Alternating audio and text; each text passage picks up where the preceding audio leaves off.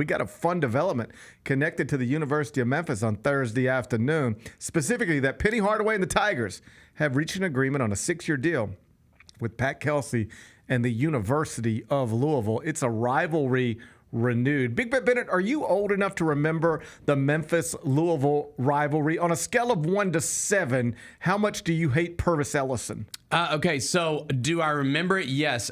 So it's I was born in 86, so it was a little after, when it really started and became huge in the early mid 80s. I'm a little bit after that, but I grew up hating Louisville because of that. You know what I mean? You were born in the same year where the biggest enemy in my own personal life was never nervous Parrish Ellison. Yeah. So you were born, and I was hating Parrish. On the moment you were born, I was probably sitting around somewhere going, I hate Parrish Ellison so much. I probably hated, Francisco Garcia more. Yes. But no, I mean, it carried over for a long, long time. There was still, even in the early 2000s, as recent as the early 2000s, we hated Louisville. I grew up hating Louisville. Yeah. I grew up hating Louisville. I love that you mentioned Francisco Garcia. Uh-huh. One of my favorite stories that just pops into my head anytime I hear the words Francisco Garcia. I'm the Memphis beat writer, Memphis-Louisville, at Freedom Hall. This is a time where Memphis wasn't chartering every flight. So we were literally at the Louisville airport waiting to board a Delta flight back home.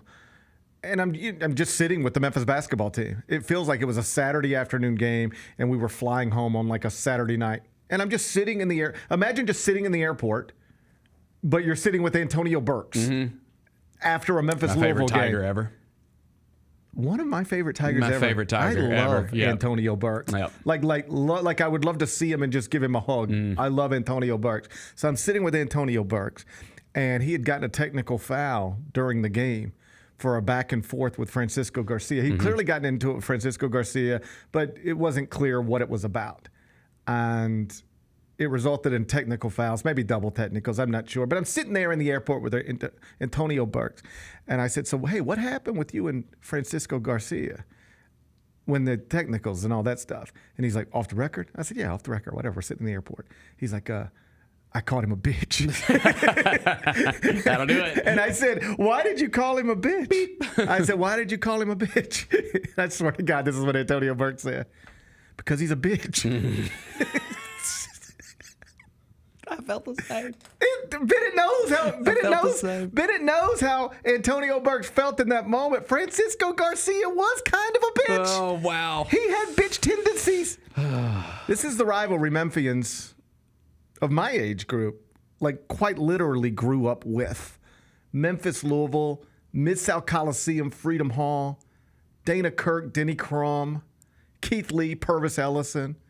The two programs have played 90 games and been colleagues in 4 different conferences. Missouri Valley, Metro, that's where I was brought into it for real, CUSA, and the AAC. But they haven't been in the same league since 2014. They haven't played since 2017, but that's going to change this upcoming season. Tigers and Cardinals are going to meet at the Yum Center on December 13th.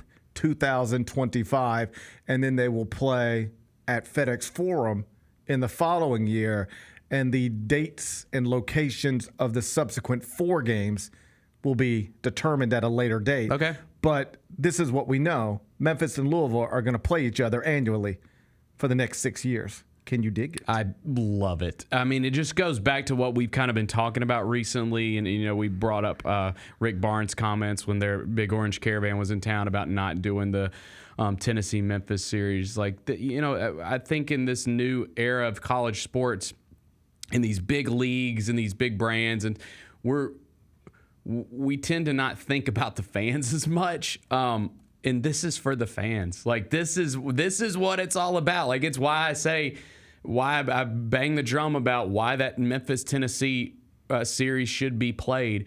And this is very similar. There is a lot of passion there. The old heads are going to love this game. Oh, yeah. And, with playing a series of 6 games, you've really got a chance to bring back some of those feelings. You've got a chance to rebuild this rivalry, and then the hope is that it goes so great over these next 6 seasons that they say, well, how can we not play this? This is one of the great rivalries in college basketball. I hope so. Yeah, I hope so. It is something that I grew up with, and it doesn't mean that things can't change, but it is fun to have that to reminisce about.